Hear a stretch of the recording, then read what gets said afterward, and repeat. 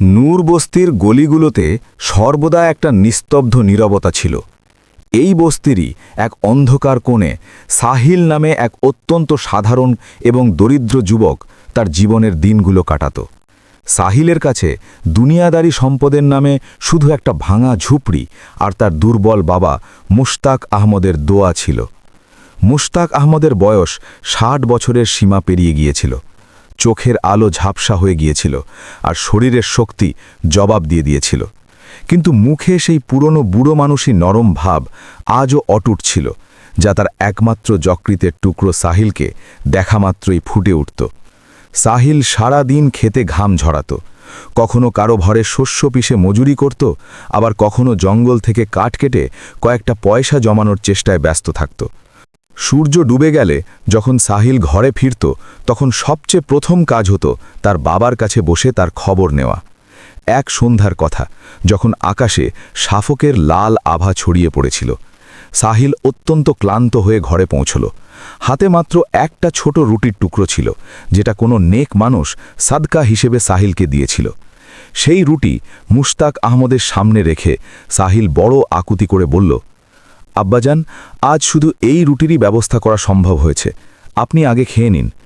মুশতাক আহমদ তার কাঁপা ঠোঁটে হাসি সাজিয়ে বললেন, বেটা, তুই আগে তোর ক্ষুধা মেটা, আমার তো বেশিরভাগ ক্ষুধা অনেক আগেই মরে গেছে। শুধু তোকে নিশ্চিন্তে দেখলেই আমার মনকে শান্তি মেলে। সাহিল চুপ করে মাথা নিচু করে ফেলল। চোখের কোণ ভিজে উঠল, কারণ সাহিল ভালোভাবেই জানত যে আব্বাজান সত্যি কথা বলছেন না।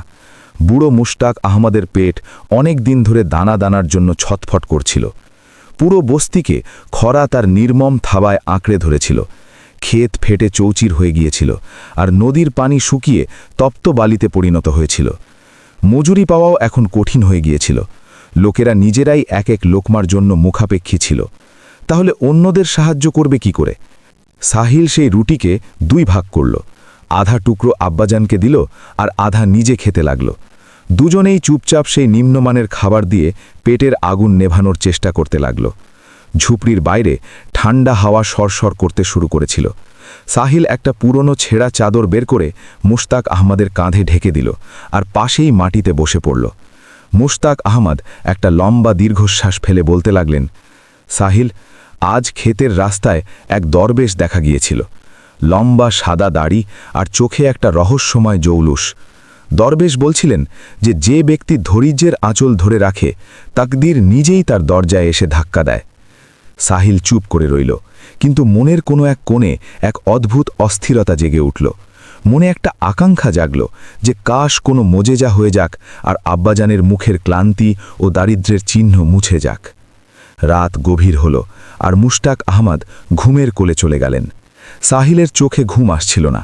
ঝুপড়ি থেকে বেরিয়ে চাঁদের আলোয় তাকিয়ে সাহিল তার রবের দরবারে দোয়া করল যে যদি কোনো ইবাদত কবুল হওয়ার হয়, তাহলে শুধু আব্বাজানের স্বাস্থ্য ও আরামের জন্য হোক। সকাল সকাল সাহিল আবার কাজের খোঁজে বেরিয়ে পড়ল। রাস্তায় একটা খুব পুরনো ও পরিত্যক্ত কুয়ো পড়ত, যাকে লোকেরা বিরান চশমা নামে ডাকত।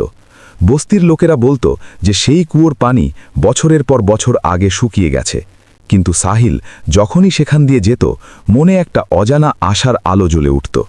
আজও সাহিল সেই বিরান চশমার কাছে থামল। কুয়োর কিনারা জায়গায় জায়গায় ভেঙে গিয়েছিল, আর চারপাশে জঙ্গলি ঝোপঝাড় উঠে গিয়েছিল। সাহিল ঝুঁকে কুয়োর কালো অন্ধকারের দিকে তাকাল। নিচে গভীর নিস্তব্ধতা ছিল, কিন্তু ভেতর থেকে একটা শান্ত ঠান্ডা ভাব উঠে আসছিল। সাহিল সেখানে পড়ে থাকা একটা পুরনো ও ধুলোয় ভরা ডোলা তুলে নিল, আর দড়ির সাহায্যে কুয়োর গভীরে ফেলল। কিছুক্ষণ পর যখন ডোলা উপরে টেনে আনল, তখন তাতে শুধু শুকনো পাতা আর ধুলো মাটি ছিল। সাহিলের মুখে হতাশার ছায়া পড়ে গেল। যেই সাহিল এগোতে যাবে, হঠাৎ চোখ কুয়োর কিনারায় পড়ল। সেখানে মাটিতে গোজা একটা প্রাচীন মাটির মটকা দেখা গেল। ধুলোয় মোড়া মাটির পাত্রটা এক অদ্ভুত চমক ছড়াচ্ছিল। সাহিল সেই মটকাটা তুলে নিল। মাটির বাসনটা খুব হালকা ছিল, আর ভেতর থেকে খালি মনে হচ্ছিল, কিন্তু তার গড়নে কোনো শতাব্দী পুরনো কাহিনী লুকিয়ে থাকা মনে হচ্ছিল। সাহিল ঠিক করল যে এটাকে ঘরে নিয়ে যাবে। হয়তো আব্বাজানকে দেখে কয়েক মুহূর্তের খুশি পাওয়া যাবে। ঘরে পৌঁছে সাহিল মটকাটা মুস্তাক আহম্মদের কাছে রেখে দিল। দুর্বল বাবা ভারী চোখ খুলে জিজ্ঞেস করলেন, বেটা, এই জিনিসটা কোথা থেকে এনেছিস? সাহিল পুরো ঘটনা বলে শোনাল। মুস্তাক আহম্মদ তার কাঁপা হাত দিয়ে মটকার উপরিভাগ স্পর্শ করে বললেন, বেটা, এ মটকার চমক কোনো সাধারণ চমক মনে হচ্ছে না। আমার বুড়ো চোখ হয়তো ধোঁকা খাচ্ছে, কিন্তু এতে কোনো বরকত ও রুহানিয়াত লুকিয়ে আছে। সন্ধ্যা নেমে আসছিল, আর ঘরে খাবারের নামে কিছুই ছিল না। সাহিল বস্তির জমিদার হায়দার বক্সের আলিশান দরজায় পৌঁছল। হায়দার বক্সের কাছে শস্যের বড় বড় গোলা ভর্তি ছিল। সাহিল বড় আকুতি করে হাতজোড় করে বলল, হুজুর, যদি কোনো সামান্য মজুরি মিলে যায় তাহলে বড় অনুগ্রহ হবে। হায়দার বক্স খুব নির্মমভাবে বলল, কাজ তো এখন কোনো নেই সাহিল, কিন্তু চল দুমুঠো জৌ নিয়ে যা, এতটুকুই দিতে পারি। সাহিল শুক্রিয়া আদায় করে দুমুঠো জৌ নিয়ে নিজের ঝুঁপড়ির দিকে ফিরে এলো। ঘরে পৌঁছে সাহিল ভাবল যে এই জৌয়ের দানাগুলো এই নতুন মটকাতেই রেখে দেওয়া যাক। সাহিল মটকায় জৌ ঢেলে ঢাকনা বন্ধ করে দিল। রাতের বেলা যখন সাহিল রুটি বানানোর জন্য মটকার ঢাকনা খুলল, তখন সাহিলের চোখ বিস্ময় ও আশ্চর্যে ফেটে যাওয়ার মতো হয়ে গেল। মটকা তাজা ও চকচকে জৌয়ের দানায় উপচে পড়ছিল। দুমুঠো জৌ হাজার হাজার দানার স্তূপে পরিণত হয়ে গিয়েছিল। সাহিল ঘাবড়ে গিয়ে আব্বাজানকে জাগাল। মুস্তাক আহম্মদ যখনই আশ্চর্য দৃশ্য দেখলেন, তখন চোখ থেকে আনন্দের অশ্রু ঝরে পড়ল, আর বললেন, বেটা, ধৈর্য ও খেদমতের ফল এসেছে। সবই সেই পরওয়ারদিগারের রহমতের কারিশমা। কিন্তু মনে রাখিস, লোভকে কখনো কাছে আসতে দিস না। সেই রাতে সাহিলের চোখ থেকে ঘুম দূরে ছিল। সে মটকাটা তার মাথার কাছে রেখেছিল, আর সাহিল সারাক্ষণ তাকিয়ে থাকত।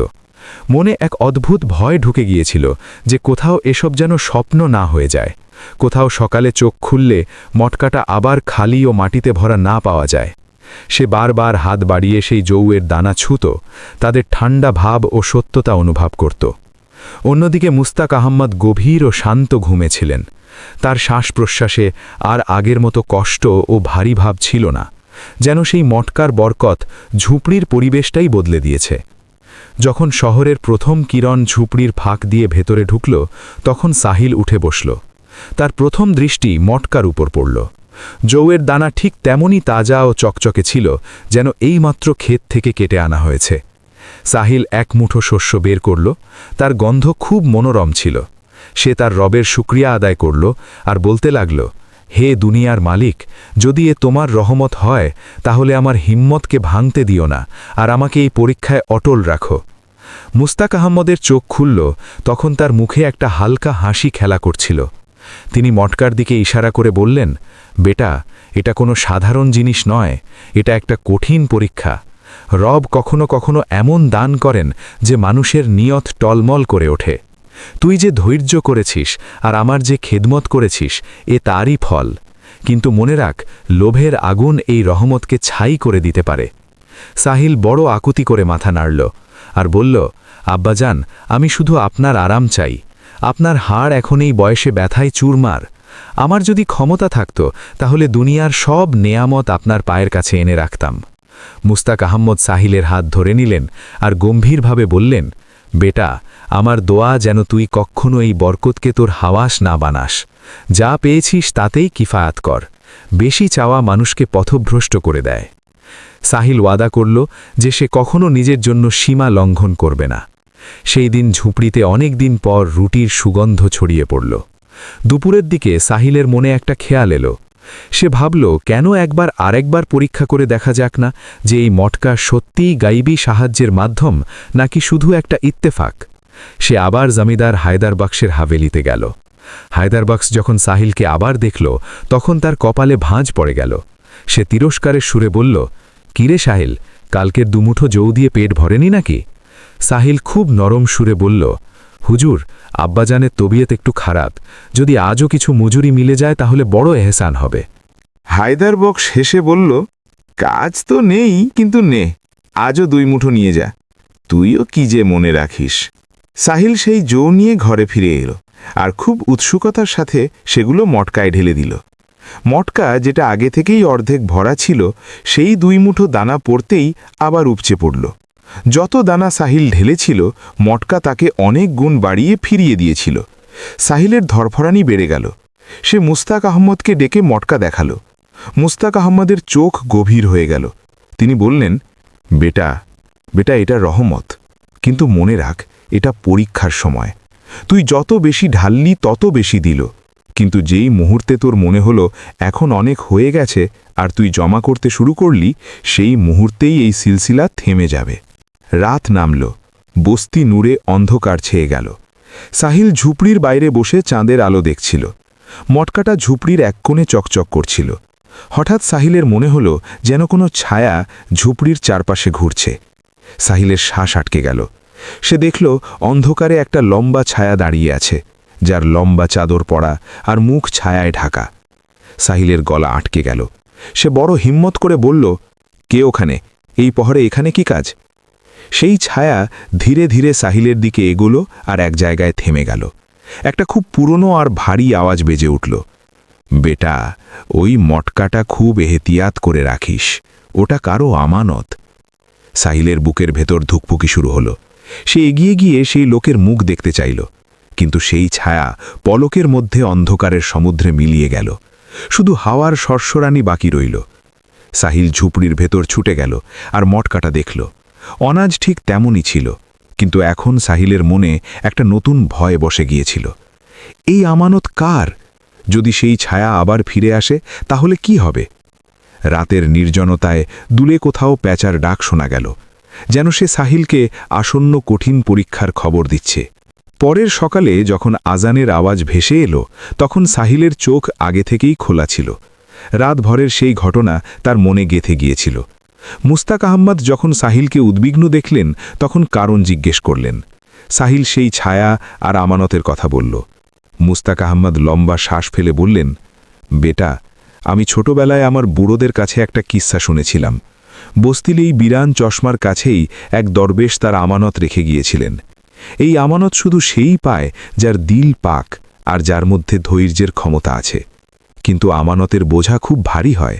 সাহিল, এখন তোকে আরও বেশি সতর্ক থাকতে হবে। সাহিল মটকার দিকে তাকিয়ে ভাবছিল যে সে কি এই আমানতের হক আদায় করতে পারবে। মুস্তাক আহমদ যখন সাহিলের চোখে অস্থিরতা আর ভয়ের ছায়া দেখলেন, তখন ভালোবেসে তার মাথায় হাত বুলিয়ে দিলেন আর গম্ভীরভাবে বললেন, বেটা রহমত বাটলে বাড়ে আর লুকিয়ে রাখলে কমে। এই অনাজ শুধু আমাদের পেটের আগুন নেভানোর জন্য আসেনি, বরং এটা সেই সব দরবদর লোকের হক যারা আজ এই খরার আগুনে পুড়ছে।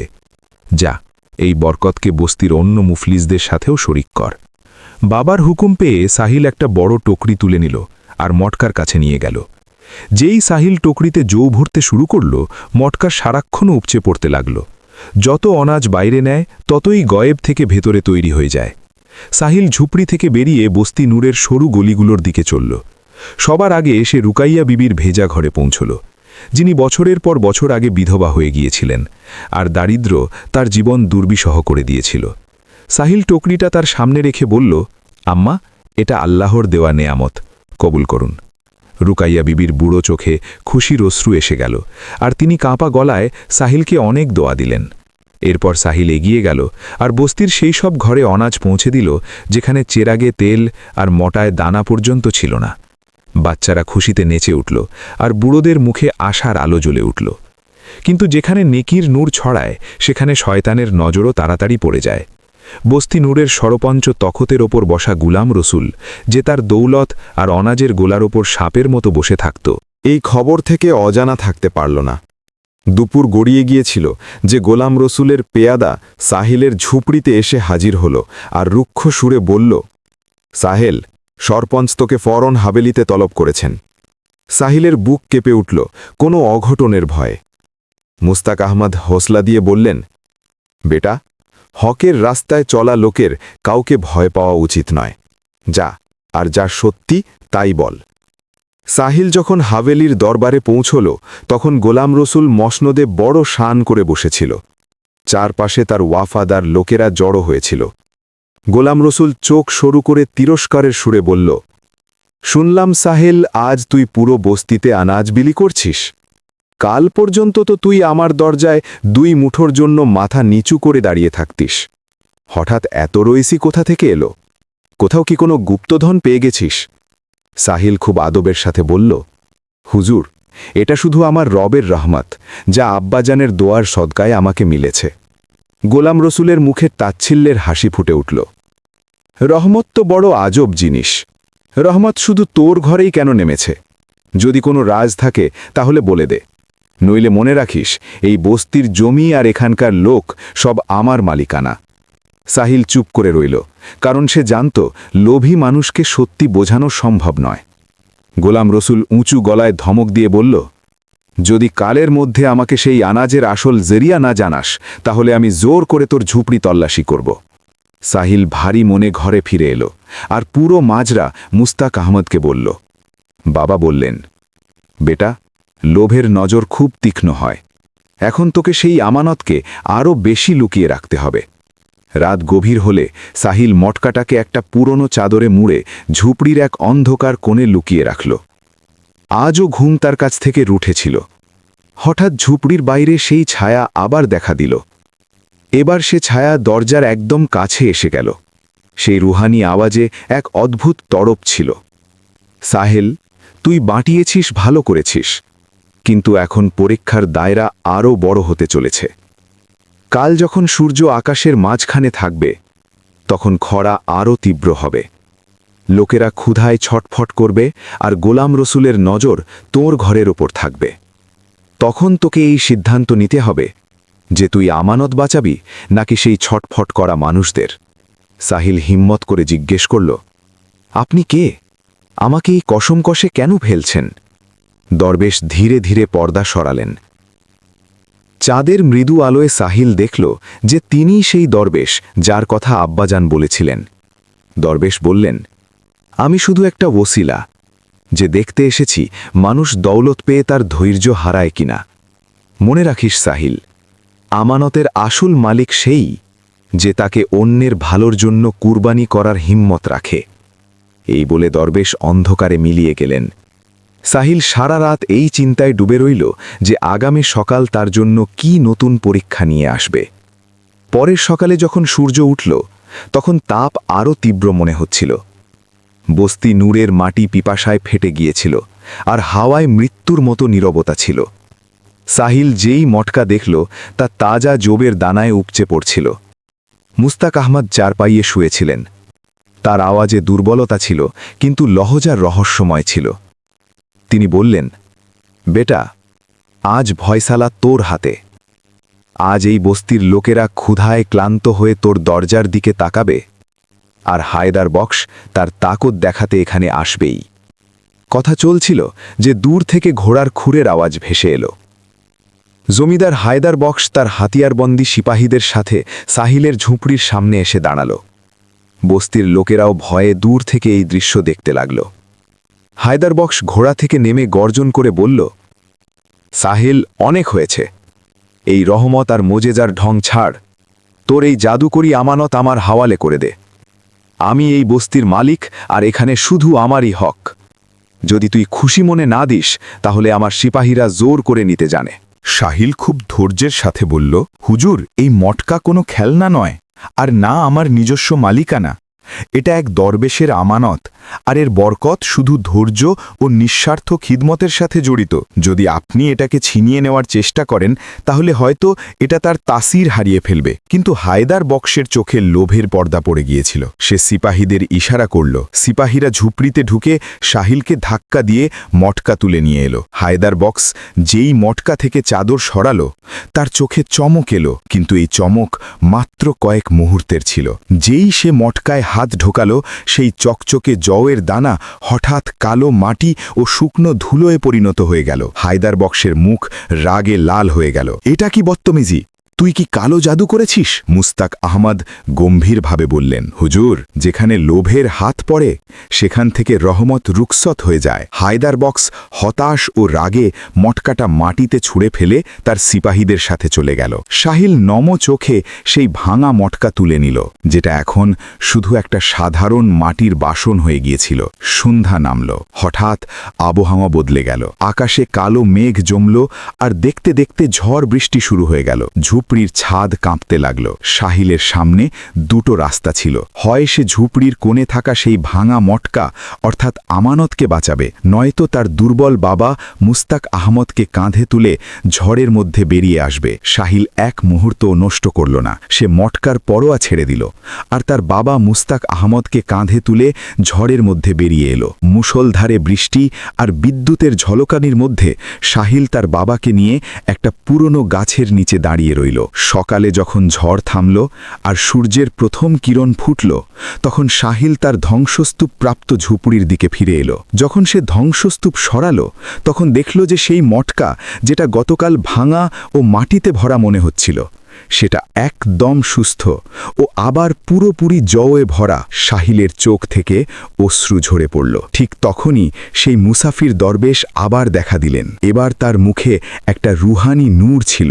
দরবেশ বললেন, সাহিল, তুই আজ পরীক্ষার সব স্তর পার করে এসেছিস। তুই দৌলত ও মোজেজার উপর তোর বাবার মহব্বত আর তোর ইনসানিয়াতকে প্রাধান্য দিয়েছিস। এখন এই রহমত কখনো কমবে না। ঠিক তখন হায়দার বক্স সেখানে এসে পৌঁছল, কিন্তু এবার সে ঘোড়ায় চড়ে নয়, বরং তার মুখে লজ্জার ছাপ ছিল। সে সাহিলের পায়ে পড়ে মাফি চাইল আর তার সব জমি ও অনাজ বস্তির লোকদের জন্য ওয়াকাফ করে দিল। বস্তিয়ে নূরে খরার অবসান হল আর চারদিকে সবুজ ছড়িয়ে পড়ল। মুস্তাক আহমদের স্বাস্থ্যেও পুরোপুরি সুস্থ হয়ে গেল।